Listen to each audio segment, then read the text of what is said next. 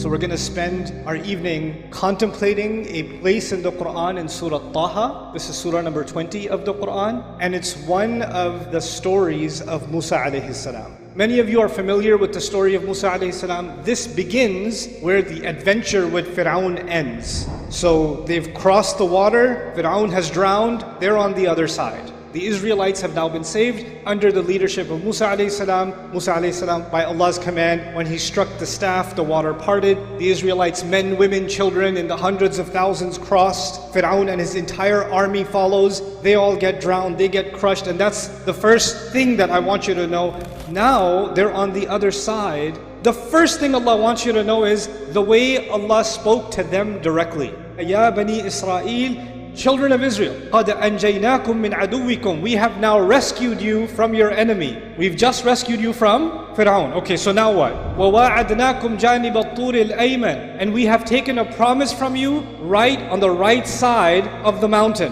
What is this talking about, the right side of the mountain? Way back when Musa alayhi salam ran away from Egypt, if you know the story. And then he got married and he had a new life. And one day he's traveling with his family and he sees what? He sees a fire. And he saw a fire on the right side of a mountain.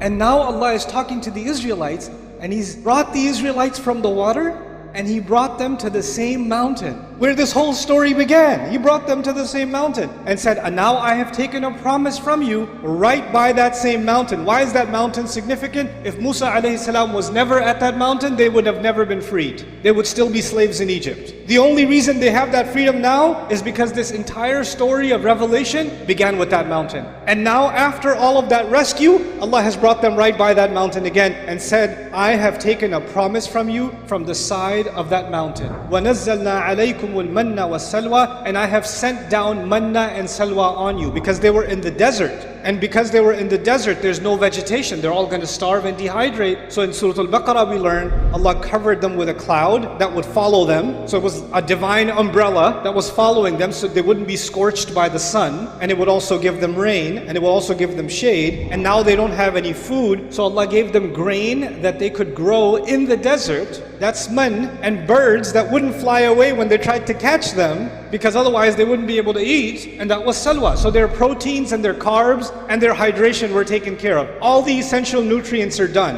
And then the regular water supply, Allah had even given them the rock that broke up and it became 12 springs. فَانْفَجَرَتْ مِنْهُ اثْنَتَا عَشْرَةَ عَيْنًا. So all the stuff they needed to survive after crossing was done. Now Allah is making a brief reference to it here and saying, we rescued you from your enemy. We took the promise from you from the side of the mountain, and we've given you manna and salwa, meaning we've not only given you freedom, we've given you the resources to be able to survive and live a free life. Fine. But then Allah says, كُلُوا مِن طَيِّبَاتِ مَا رَزَقْنَاكُمْ. Eat from the good and pure things that we have provided you. What did Allah provide them? Allah provided them manna and salwa, and He provided them the water that I mentioned. Okay? There's nothing else. There's no ketchup. There's no salt. There's no pepper. There's no salad. There's no dressing. There's no fries on the side. Nothing. You got nothing else. And you get the same food for breakfast. You get the same food for lunch. You get the same food for dinner. And if you're in the mood to drink something, what you gonna get? You're gonna get water. There's no juice. There's no fruits. There's nothing else. And this is not the story here. It's the story in Baqarah. But in Baqarah, they got tired of eating the same food. This is also a test. But I'll briefly comment about that test to you.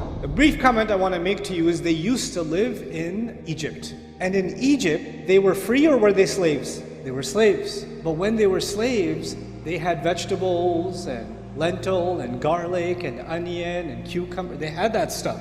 They had a variety of food, but it came with a life of slavery. Now they're free. And now they don't get a variety of food, they only get one kind of food. Some of them started saying, hey, can you make dua to Allah? I miss some of the old food from Egypt, man. Some in baqliha wa qithaiha wa fumiha wa adasiha wa basaliha. Surah Al-Baqarah. They went to Musa and said, Ya Musa, Allah likes to listen to your du'as apparently. He could split water for you. I think He can arrange for a little bit of salad too. So why don't you ask Allah, and here's the grocery list. So they gave him a list of vegetables to ask for. Because manna and salwa is good, but I mean, we got a little. So they gave him a list of things to ask for. And the reason this is important is because if you were in prison and one day you got free, and after you're free, you're like, man, I miss that prison food. That jail cell, that mush they used to give me, can I go back to, can I get that food? If you miss prison food, then it's the same as saying you miss what? You miss prison. Allah tested them, and Allah is showing them that the price of freedom is you had to let go of some of the things you became used to. You had to get out of your comfort zone. That was the price of freedom. So when they told Musa that we miss prison food, then they were actually not appreciating the taste, not of food. They couldn't appreciate the taste of freedom. They couldn't appreciate that. Allah says to them, eat from the good and pure things that we've provided you. The good and pure things is the same kind of bland food. But you know what makes it so good and so pure? That it's coming with freedom. That it's coming with dignity. They don't have to live like animals. They don't have to be treated like worthless, pathetic creatures that are owned by other human beings. They don't have to be treated with humiliation. Soldiers can't just walk into their home and kill their boys and let the women live. Young men can't just watch their mothers being mistreated on the street by Egyptian soldiers under the Pharaoh's rule and not be able to say anything, not be able to do anything. They don't have to live like that anymore. They are free. So Allah is telling them directly once they get free, eat from the good and pure things that we've provided you. And then He says, وَلَا تَطْغَوْا فِيهِ. And this is where the unique part begins in Surah Taha. He says, and don't, listen to the translation, it's strange, don't rebel in it. Don't be rebellious in it. What is it referring to? The food. How do you rebel in food? What does it mean? Allah is saying, eat from this food and don't rebel in this rizq. Allah is saying that when I give you blessings, you get so drowned in those blessings, you get so comfortable in those blessings that you start taking those blessings for granted. And as a result of taking them for granted, you feel entitled. And when you feel entitled, you start disobeying Allah in all kinds of ways. This is an interesting formula Allah is talking about that He has talked about with other nations. So I'm going to take you to some other nations and then come back here. Allah describes, He criticizes disbelievers all over the Qur'an. But there's one particular kind of people that Allah especially goes after in the Qur'an. They're called al-mutrafin. The mutrafin are people who basically live large. If they want to have a meal, there's like a whole feast. If they want to go on a vacation, they're going to take an entire entourage with them. They don't want to go to the beach, they want to take their yacht to the beach. You understand? The people that live super large and splurge and spend and spend and spend. You know, people that have fancy weddings or parties and they give every guest that comes, they give them a diamond something or a gold something, and like, why did you do that? Or you give everybody a car. You're just spending and spending. These people are called mutrafin. And Allah has a lot to say about those people, that those kinds of people become the most reckless in terms of Allah. They don't remember Allah at all. They get so lost in their luxury and they become so entitled that they develop what you can call nowadays God complex. They become like that. Allah is telling the Israelites, and they don't even have a lot right now. They only have manna and salwa. But He's saying, it may be manna and salwa now, but watch out. You get used to Allah's blessings and you're not grateful, you're going to become rebellious in no time. Because you'll enjoy the blessings of Allah, life is going to be easy, and when life becomes easy, you're going to become rebellious. You have your own room. Like the idea that a kid has their own room, maybe in the time of Fir'aun that used to be a thing. But there's not a thing in the Muslim world or most of the world. The family has a room, not the kid has a room. You have your own room. You can change the temperature in your room. You know, you have your own TV. Oh my God, your life is so bad. You only have a PS4. You have